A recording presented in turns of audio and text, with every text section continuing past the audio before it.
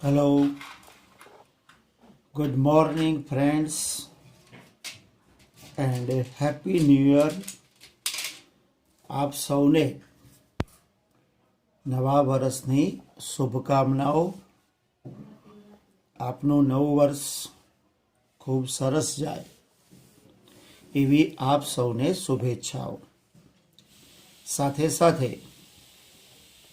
આશા છે કે આપની દિવાળી બહુ સુંદર ગઈ હશે. તમારું ફર્સ્ટ સેમ પૂરું થયું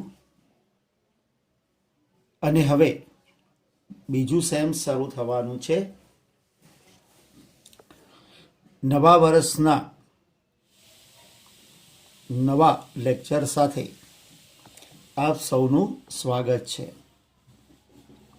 મિત્રો, લાસ્ટ ટાઈમ આપણે બેઝિક ઇંગ્લિશમાં રિવિઝન કર્યું હતું. આપને થોડુંક યાદ અપાવી દઉં કે આપણે ચર્ચા કરી હતી સબ્જેક્ટ અને વર્બની. તમે જાણો છો કે સબ્જેક્ટમાં નાઉન કે પ્રોનાઉન હોય, વર્બ અકર્મક અને સકર્મક હોય. આપણે અકર્મક ક્રિયાપદો ટુ બી અને ટુ હેવના રૂપ લાસ્ટ ટાઈમ આપણે ભણી ગયા હતા. હવે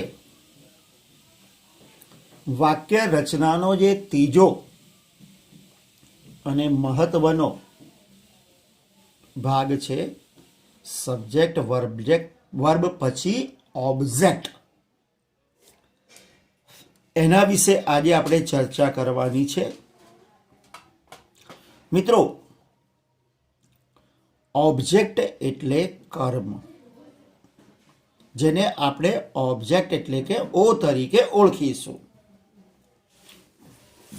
જેમ વાક્યમાં આપણે ક્રિયા કરનારને કર્તા તરીકે ઓળખીએ છીએ, એટલે કે જે વ્યક્તિ ક્રિયા કરે છે એ કર્તા કહેવાય. એવી જ રીતે વાક્યમાં જે ક્રિયા થાય છે એ ક્રિયા શેના વિશે છે અથવા કોના પ્રત્યે છે. જ્યારે એ આપેલું હોય તો એ કર્મ છે. મીન્સ કે વાક્યમાં જે ક્રિયાપદ છે એ ક્રિયા શેના વિશે છે અથવા તો એ ક્રિયા કોના પ્રત્યે થઈ છે, એને આપણે કર્મ કહીશું. વાક્યમાં જે કંઈ પણ ક્રિયા થાય એ ક્રિયા અંગે તમે બે પ્રશ્ન પૂછો કે શું અથવા કોના, એનાથી આપને કર્મ જાણવા મળે છે. જેમ કે દાખલા તરીકે હું તમને એક ઉદાહરણ આપું કે ભાઈ તે ક્રિકેટ રમે છે, તો રમવાની ક્રિયા થાય છે, શું રમે છે? Okay, cricket. તો એ કર્મ થયું. હવે જે કર્મ છે એ કર્મ તરીકે તમે નામ પણ મૂકી શકો અથવા તો સર્વનામ પણ મૂકી શકો. એટલે કે જેમ સબ્જેક્ટને સ્થાને નામ કે સર્વનામ હોય છે, એમ કર્મને સ્થાને પણ નામ કે સર્વનામ જ હોય છે. વાક્યમાં કર્મ એક પણ હોઈ શકે અને કર્મ બે પણ હોઈ શકે. એટલે એવું જરૂરી નથી કે એક જ કર્મ હોય. વાક્યમાં કર્મ બે પણ હોઈ શકે.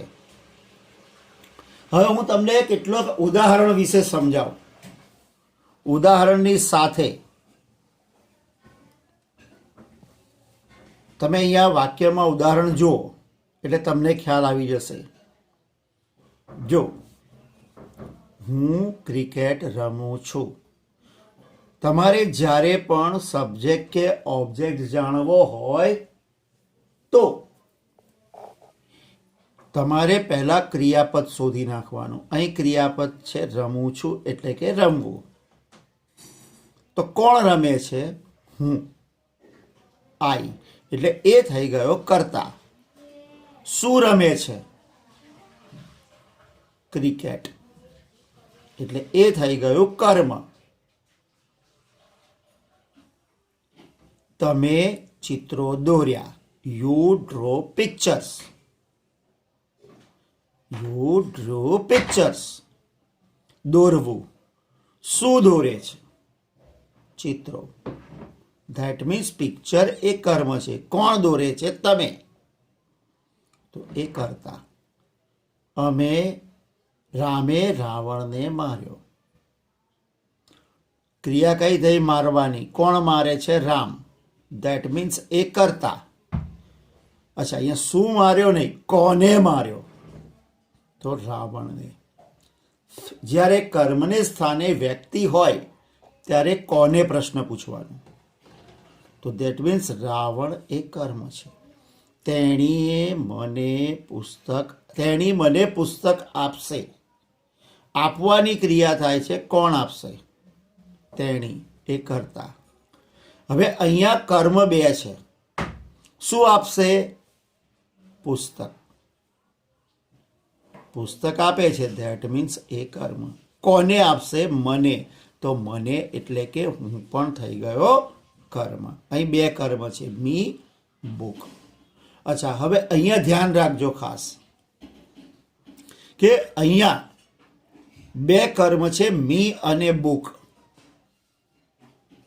એને કેવી રીતે ગોઠવ્યું છે? જો, સી વિલ ગીવ મી, એટલે કે જે વ્યક્તિ છે એ પહેલા મૂક્યું છે. She will give me. તો વ્યક્તિ જ્યારે પહેલા મૂક્યું પછી શું મૂક્યું? બીજું કર્મ અ બુક. પણ જ્યારે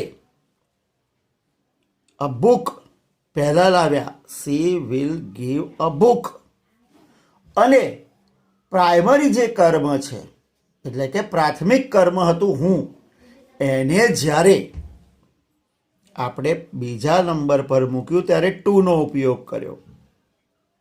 તો she will give a book to me. એટલે કે પ્રાઇમરી કર્મને જ્યારે તમે સેકન્ડરી કર્મ પછી મૂકો તો ટુ નો ઉપયોગ કરવાનો. અને એ પણ ક્યારે? જ્યારે વ્યક્તિ હોય ત્યારે. અમે અમારું ગૃહ કાર્ય પૂરું કર્યું છે. પૂરું કર્યું છે કોણે? અમે. ધેટ મીન્સ અમે થયું કરતા. કઈ ક્રિયાપદ. શું પૂરું કર્યું? અમારું ગૃહ કાર્ય. તો અવર હોમવર્ક. ધેટ મીન્સ અહીંયા અવર ગૃહ હોમવર્ક એ શું છે? કર્મ છે. હવે મિત્રો અહીંયા આપણે જે લખ્યું ને કે તેણી મને પુસ્તક આપશે. હવે આપણે મને એટલે મી, તો કે મને એટલે કોને? બોલનારને. તો બોલનાર પહેલો પુરુષ થયો. તો પહેલા પુરુષમાં આપણે શું કહીએ છીએ? આઈ, હું. પણ હું ક્યારે વપરાય? જ્યારે કર્તા તરીકે હોય ત્યારે. પણ જ્યારે કર્મના સ્થાને મૂકીએ તો એનું કર્મ વિભક્તિ એટલે કે આઈનું કર્મ વિભક્તિ શું મુકાશે? મી. તમે અગાઉ પણ જોઈ ગયા હતા કે કર્મને સ્થાને જે કર્મ વિભક્તિ મૂકીએ છીએ એ કર્મ વિભક્તિ પહેલા પુરુષ માટે મી અને અસ, બીજા પુરુષ માટે યુ, ત્રીજા પુરુષ માટે હિમ, હર, ઇટ અને બહુવચનમાં ધેમ. આ જ્યારે કર્મને સ્થાને મૂકીએ ત્યારે. તો મિત્રો આ છે ઓબ્જેક્ટ. હવે આપણે જ્યારે કર્મ જોઈ લીધું, કર્તા જોઈ લીધું અને ક્રિયાપદ જોયું, પણ ક્રિયાપદ કયા જોયા આપણે? ઓનલી અકર્મક ક્રિયાપદો. હવે આ બેઝિક શીખ્યા પછી આપણે સકર્મક ક્રિયાપદો શીખવાના છે. તો હવે સકર્મક ક્રિયાપદો કેવી રીતે કરીશું એ જોઈ લઈએ. મિત્રો, સકર્મક ક્રિયાપદો એટલે એવા ક્રિયાપદો કે જેમાં કોઈ એક્શન એટલે કે ક્રિયા સામેલ હોય. હવે જેમાં ક્રિયા જે સામેલ હોય એવા ક્રિયાપદો કયા? તો મિત્રો, અગાઉ મેં આપને આ બધા જ ક્રિયાપદો જે અગત્યના છે એ તમને સમજાવી પણ દીધા છે, એના રૂપો પણ સમજાવ્યા છે. છતાં આજે આપણે ફરી એકવાર એની ચર્ચા કરી લઈશું. મિત્રો, જવું, ગાવું, આવવું, વાંચવું, ખાવું, લખવું, પીવું, આ બધા સકર્મક ક્રિયાપદ છે. રમવું એટલે કે એમાં રમવાની ક્રિયા છે, જવું એટલે જવાની ક્રિયા, ગાવું તો ગાવાની ક્રિયા થાય છે. હવે આ જે ક્રિયાપદો છે એના અલગ અલગ રૂપ છે. સૌથી પહેલા આપણે એના મૂળ રૂપની વાત કરીએ. તો તમે જે ક્રિયા છો કહો છો એને મૂળ રૂપ શું? પછી એનું આઈએનજી વાળું રૂપ આવે, ત્રીજું એનું ભૂતકાળ આવે, ચોથું એનું ભૂતકૃદંત આવે. સૌથી પહેલા આજે આપણે ચર્ચા કરીશું માત્ર એના મૂળ રૂપોની, કે ભાઈ દરેક જે ક્રિયાપદ છે એ ક્રિયાપદના મૂળ રૂપને અંગ્રેજીમાં શું કહેવાય. અને તમારે સૌપ્રથમ એ તૈયાર કરવાનો છે. જેમ કે દાખલા તરીકે જવું એટલે જવાની ક્રિયા, એને ઇંગ્લિશમાં કહેવાય ગો, એનો સ્પેલિંગ છે GO. ગાવું એને કહેવાય સિંગ, SING. આવવું તો એને કહેવાય કમ, COME. વાંચવું એને કહેવાય રીડ, READ. ખાવું એને કહેવાય ઈટ, EAT. લખવું એને કહેવાય રાઇટ, WRITE. પીવું એને કહેવાય ડ્રિંક, DRINK. મુલાકાત લેવી એને કહેવાય વિઝિટ, VISIT. રમવું તો એને કહેવાય પ્લે, PLAY. ચાલવું તો વોક, WALK. લાવવું તો બ્રિંગ, BRING. તો મિત્રો, આવી રીતે જે ક્રિયાપદ છે એના મૂળ રૂપ પહેલા તમારે તૈયાર કરવાના છે. હવે ઘણા લોકોના એવા પ્રશ્ન છે કે સાહેબ યાદ નથી રહેતું, કેવી રીતે કરવું? તો હંમેશા એક સિસ્ટમ યાદ રાખો તૈયાર કરવાની. સૌથી પહેલા તમારે કામ કરવાનું છે કે જે ગુજરાતી શબ્દ છે એ ગુજરાતી શબ્દને અંગ્રેજીમાં શું કહેવાય, એટલે કે એને અંગ્રેજીમાં જે કહેવાય એના ઉચ્ચાર તૈયાર કરવાના છે. કેવી રીતે? જો તો કે જવું એટલે ગો, સ્પેલિંગ નહીં, પહેલાં તૈયાર કરવાનું. જવું એટલે ગો, ગાવું એટલે સિંગ, આવવું એટલે કમ, વાંચવું એટલે રીડ, ખાવું એટલે ઈટ, લખવું એટલે રાઇટ, પીવું એટલે ડ્રિંક, મુલાકાત લેવી એટલે વિઝિટ, રમવું એટલે પ્લે, ચાલવું એટલે વોક, લખવું લાવવું એટલે બ્રિંગ, કાપવું એટલે કટ.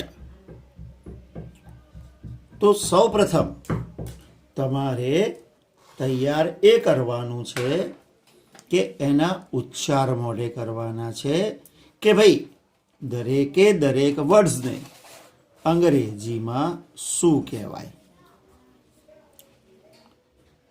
એ તૈયાર થઈ ગયા પછી તમારે એના સ્પેલિંગ તૈયાર કરવાના કે ભાઈ હવે જવું એટલે ગો એ ખબર પડી ગઈ, તો એને સ્પેલિંગ શું, તો કે GO ગો. ગાવું એટલે સિંગ ખબર પડી ગઈ, તો એનું સ્પેલિંગ શું, SING. આવવું એટલે શું, કમ, તો એને કહેવાય COME. વાંચવું એટલે શું, તો કે રીડ, READ. ખાવું એટલે શું, તો કે ઈટ, EAT ઈટ. લખવું એટલે તો કે રાઇટ, WRITE.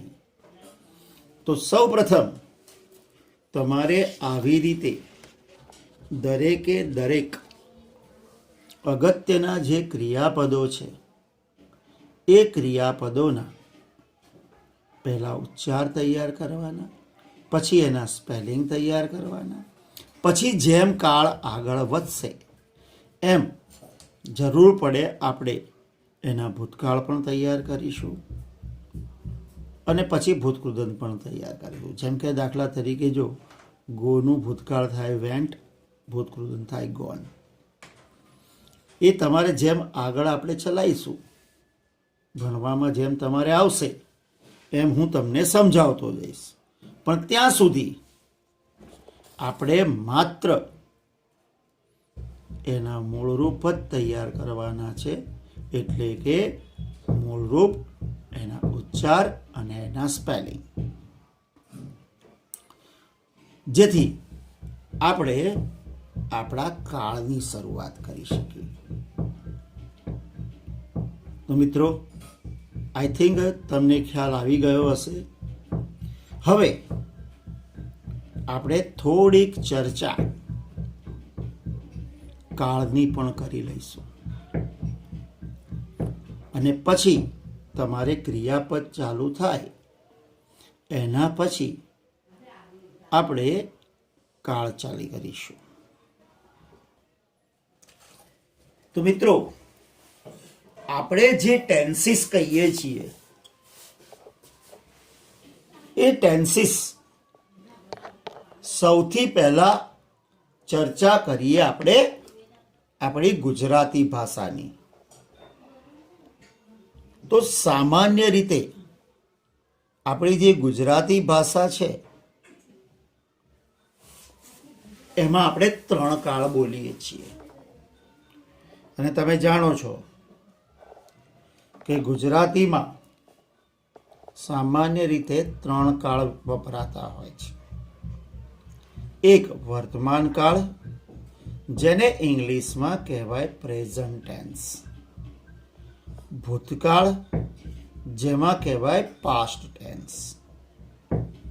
ભવિષ્યકાળ, જેને અંગ્રેજીમાં કહેવાય ફ્યુચર ટેન્સ.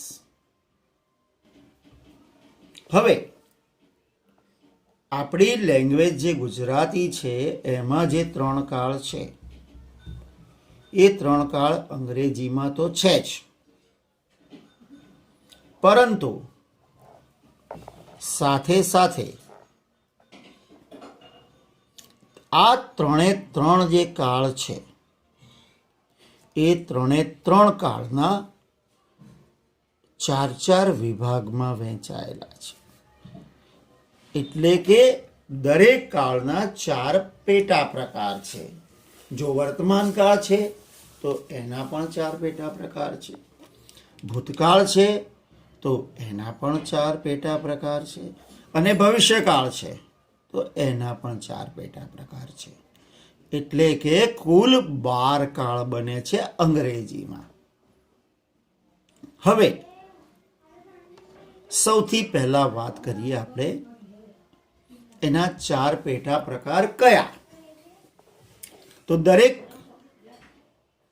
કાળના 4 પેટા પ્રકાર. પહેલો છે સાદો કાળ. દરેક કાળનો સાદો કાળ સિમ્પલ ટેન્સ.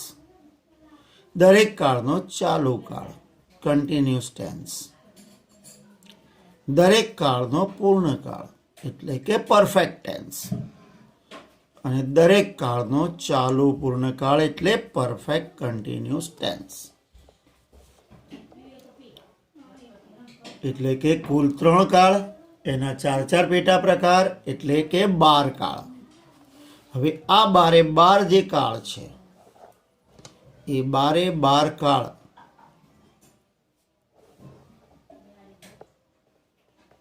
ના જે પ્રકાર છે એ અહીંયા ધ્યાનથી તમે જોઈ લો.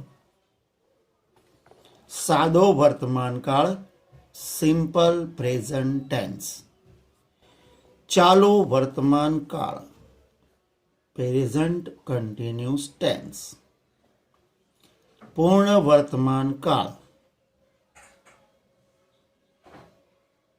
પ્રેઝન્ટ પરફેક્ટ ટેન્સ, ચાલુ પૂર્ણ વર્તમાન કાળ પ્રેઝન્ટ પરફેક્ટ કન્ટિન્યુઅસ ટેન્સ.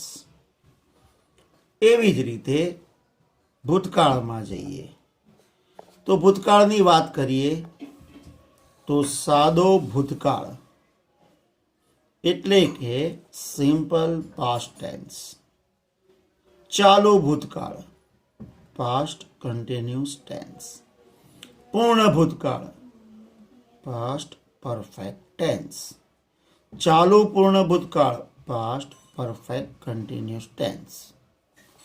હવે ભવિષ્યકાળની વાત કરીએ.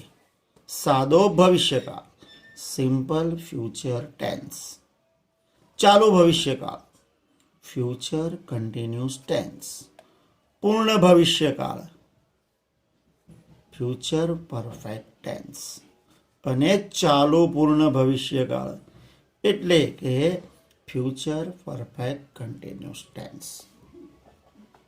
મિત્રો, આ 12 કાળ છે. હવે આ 12 કાળ તમારે એક સાથે ભણવામાં આવવાના નથી. જેમ જેમ તમારું સ્ટાન્ડર્ડ એટલે કે તમારું સ્ટડીનું ધોરણ ઉપર જતું જશે એમ એમ નવા કાળો એડ થતા જશે. હાલ પૂરતું તમારે સૌ પ્રથમ 3 કાળ ફરજિયાત ભણવાના: સાદો વર્તમાન કાળ, સાદો ભૂતકાળ અને સાદો ભવિષ્યકાળ. આ 3માં માસ્ટરી આવી જાય પછી ચાલુ વર્તમાન કાળ, પૂર્ણ વર્તમાન કાળ અને ચાલુ ભૂતકાળ અને પૂર્ણ ભૂતકાળ. મિત્રો, સમજી લો કે વર્તમાન કાળના 3 પ્રકાર: સાદો, ચાલુ, પૂર્ણ. ભૂતકાળના 3 પ્રકાર: સાદો, ચાલુ, પૂર્ણ. અને ભવિષ્યકાળનો એક પ્રકાર સાદો ભવિષ્યકાળ. આ 7 કાળ તમારે પરફેક્ટ ભણવાના છે. તમારા લેવલ સુધી એટલે કે તમારું 7મું ધોરણ, 6ઠું ધોરણ ને 7મું પૂરું થાય ત્યાં સુધી તમને આ 7 કાળ સારી રીતે આવડવા જોઈએ, જે તમારા અભ્યાસક્રમ મુજબ ખૂબ જ જરૂરી છે. હવે સૌથી અગત્યની વાત, વાક્ય રચના કાળ ક્યારે વપરાશે એ બધું તો સરળતાથી આવડી જશે, પણ સમસ્યા છે લખવાની. તો લખવાની સમસ્યા એક જ રીતે સોલ્વ થઈ શકે એમ છે. એના માટે તમારે ફરજિયાત રીતે નાઉન, પ્રોનાઉન, અગત્યના જે વર્ડ્સ છે એ વર્ડ્સ, અને સાથે સાથે સૌથી મહત્વનું કે દરેક ક્રિયા માટે કયો ક્રિયાપદ વપરાય છે એ આવડવું ખૂબ જ જરૂરી છે. જ્યાં સુધી તમે ક્રિયાપદ અને એના રૂપ સ્પેલિંગ સાથે તૈયાર નહીં કરો ત્યાં સુધી કોઈ પણ કાળ તમને પરફેક્ટ રીતે આવડવાનો નથી. એટલે સૌથી મહત્વનું છે ક્રિયાપદો તૈયાર કરવા. તો મિત્રો, આશા રાખું છું કે જ્યારે આપણે કાળ શરૂ કરીએ ત્યારે તમે ક્રિયાપદો તૈયાર કરી લેશો. લગભગ આવતા સોમવારથી કાળ આપણે શરૂ કરીશું.